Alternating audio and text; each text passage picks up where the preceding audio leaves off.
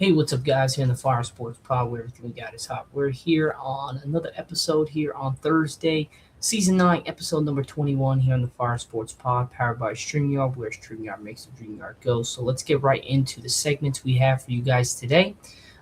Based off our Recap Tuesday, which was Season 9, episode number 20, we went over the playoff bracket for the NHL and the NBA. And we just kind of transitioned into the second round. We will also be going over that as well today. But first, we are going to be going over some NFL news that happened earlier today, as well as some also NBA news as we talk about the NBA. We'll talk about the Luka Doncic injury, Anthony Edwards, how he's came back, and then further just go into more depth about the NBA playoffs and the NHL playoffs. But first up, we're going to be going into the NFL where Aaron Rodgers and the Pittsburgh Steelers are looking to meet today, if not this coming week, on seeing if they can get something going. And he is most likely going to return as the quarterback for the Pittsburgh Steelers next year. For me, before we get into it, I really think that this is probably the best situation possible. Because there's not really a lot out there for Pittsburgh to go after when it comes to a quarterback. Not really good enough guys. If he's going to stay and you're going to go with somebody who knows the system already, he's been around the team, he's got relationships with the guys, it's a no-brainer. You got to go with Aaron Rodgers. He still put up good numbers last year. They made it to the playoffs. And then you've added a plethora of individuals that can help out him offensively, defensively, and the list goes on. The biggest name is you got DK, you got Pittman now on the teams. You got the dual threat of those guys. And then I believe you got Rico Dowell as the quarterback.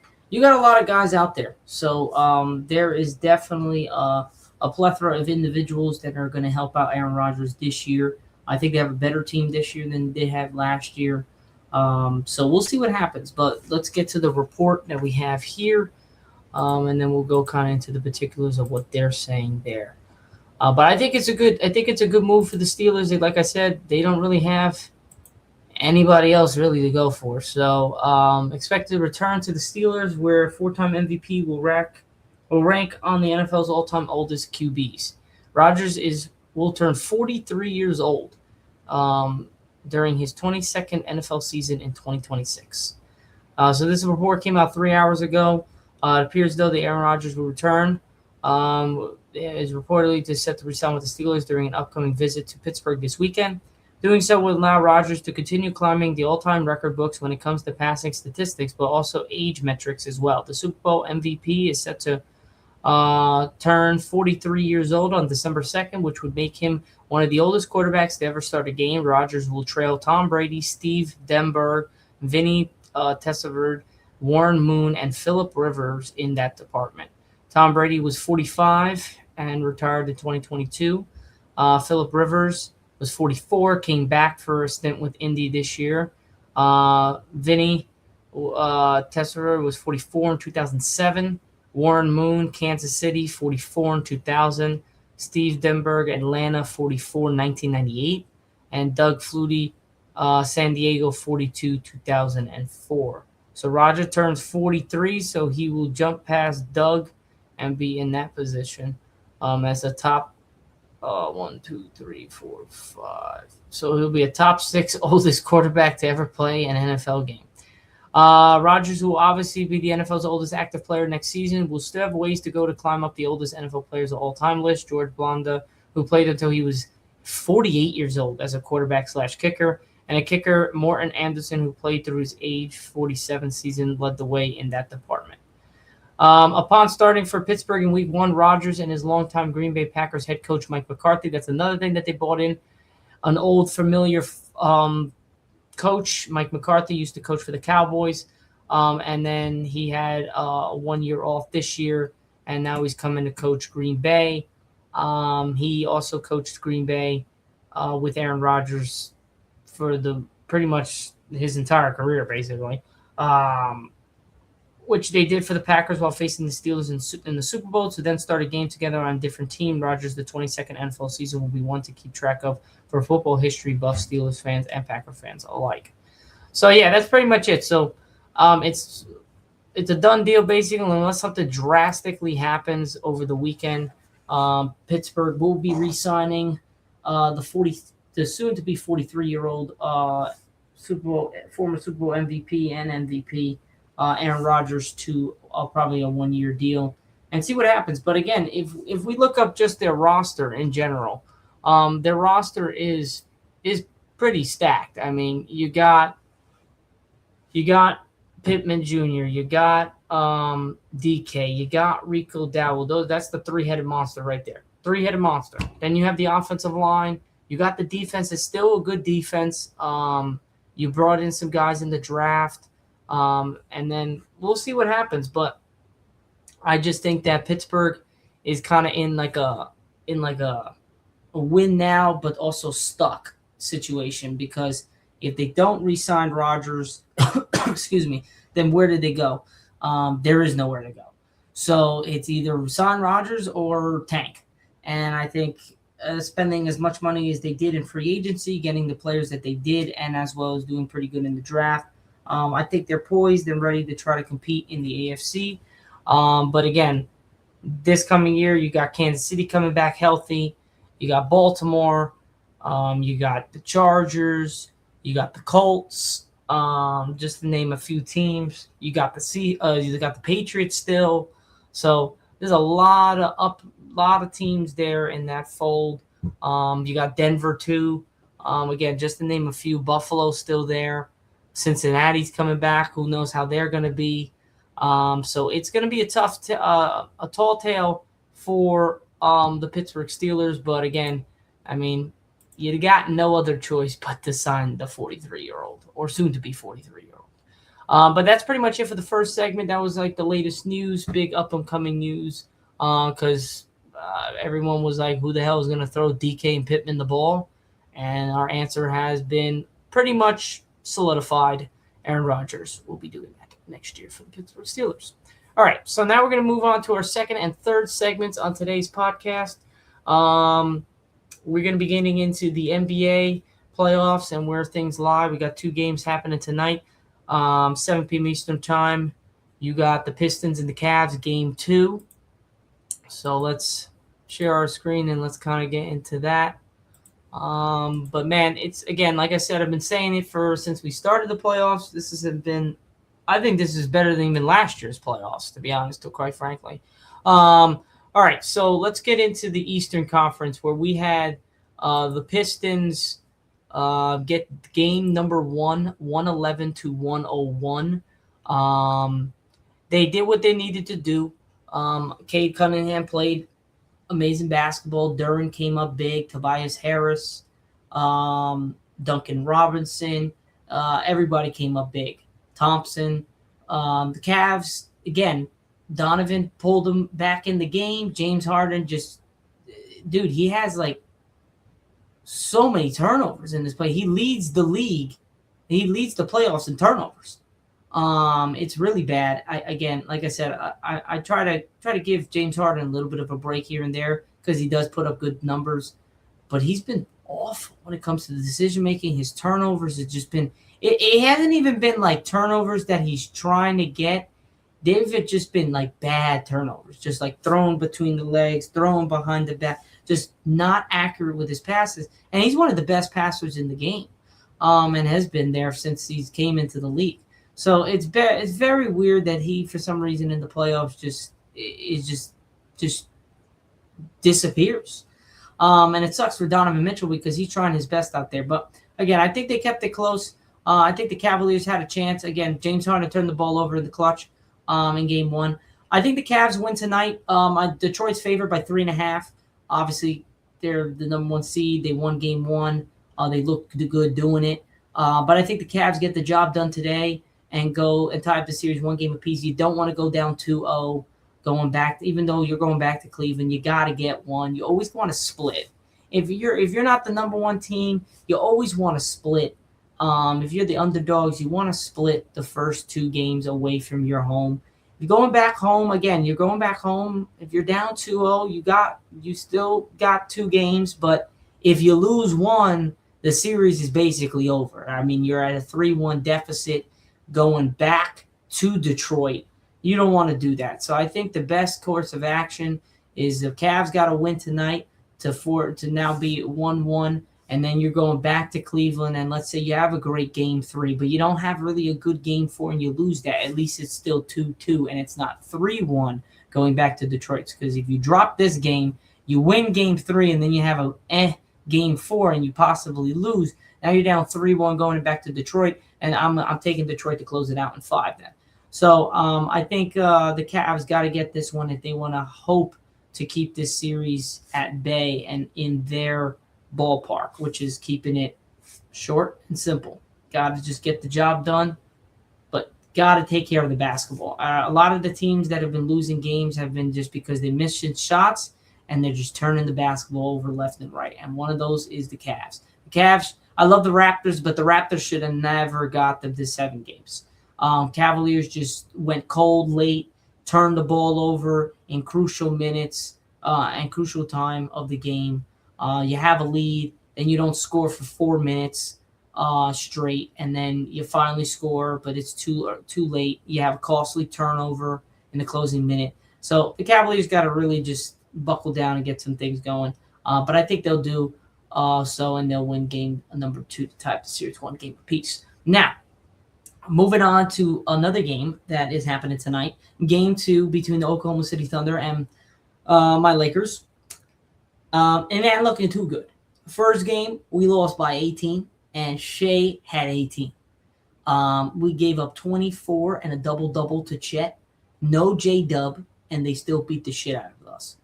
Again, I get how other reporters, other analysts are going to say that, it didn't really seem that the Lakers win that game.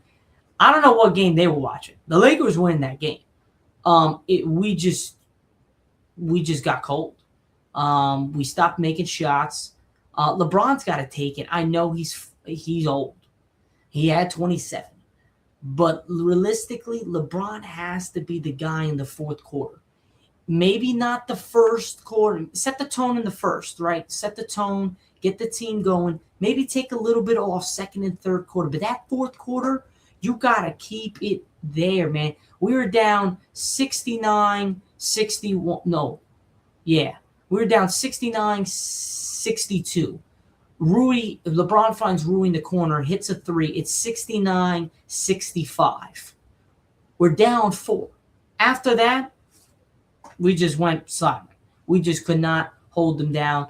Got to 8, then 9, then 10, 11. We called it back down. They came up, and then we just let it go. But I think we were in that game. I like the way we were playing defensively. Offensively, we were doing pretty well up until like the end of the third, going into the fourth, and then we just let it go. So game 1 was a bit of a weird one. They're favored again by 15.5. The Lakers got to get one. This is a must win. If we want to keep this series alive, going down 2-0, yes, you're going back to Crypto.com Arena, but we don't know the severity of Luka. He's up in the air. Most likely he's probably not going to be able to play. Maybe if we could extend this series to 6 or 7 games, he'll be able to come back. But right now it's not looking too good for him to even come back in this series. So if we're going to have a chance to even win this series, we have to win game 2. If we get blown out, it's over. I love the Lakers, but I don't see them winning 2 straight. I mean, maybe because it's at home. But if they do, then that's a totally different story. But we're going to have a masterclass from LeBron in order to do that. I would much rather be going back to Los Angeles tied 1-1 than down 2-0. So it's going to be a tall task, but I think the Lakers really got to get a must win tonight. If you guys are betting out there, I'll have the Lakers cover the 15.5. I would not pick the winner because, again, I don't know. The first 2.5 quarters looked like the Lakers were going to win this game. Like, they're down 8 at halftime, came out the gate strong, down 4 in the third, looking pretty good, and then out of nowhere, just everything went off the rails. So I'm going to go with Lakers cover the 15.5. OKC potentially wins, but I wouldn't put them to win. I just picked for the Lakers to cover the spread. But yeah, that's at 9:30 p.m. Eastern time on Prime Video. So let's hope the Lakers can get the job done. Moving on to the two other games that we had last night. One series got tied up 1-1. The other went to, we'll go to Knicks 76ers because we got big news. Joel Embiid missed game 2 with a bunch of crap that came out. So, again, I'm not blaming him. He did what he needed to do. He tried. He got them to come back from a 3-1 deficit against the Boston Celtics. Right there, your team's got to come to play for you. First game, everybody was off. Dead legs, just came off of Game 7. Kind of figured that was going to happen. Game number 2, the 76ers were having the game. They were controlling the game, and then, again, they just let it go away late in the game. Knicks came up clutch. Jalen Brunson, OG Anunoby, and Karl Anthony Towns combined for 70 in this game. They only scored 108. So just look at that. I mean, all 3 guys scored total to 70 points. They only scored 108. So the other people on the team scored 38, and 3 guys scored 70. So there you go on that. I think the 76ers are unmatched without Joel Embiid. If Joel Embiid does not play for Game 3 and they drop Game 3, the series is over.